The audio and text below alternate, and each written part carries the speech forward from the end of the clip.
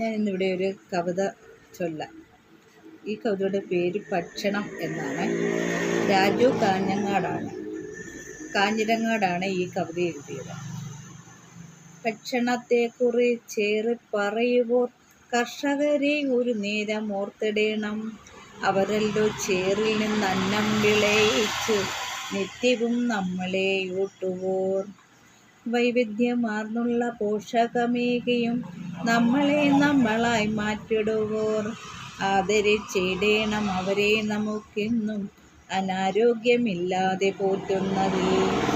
അന്നമെടുത്തു നാം മുന്നിൽ വെക്കുമ്പോൾ ഓർക്കുക പട്ടിണി പാവങ്ങളെ.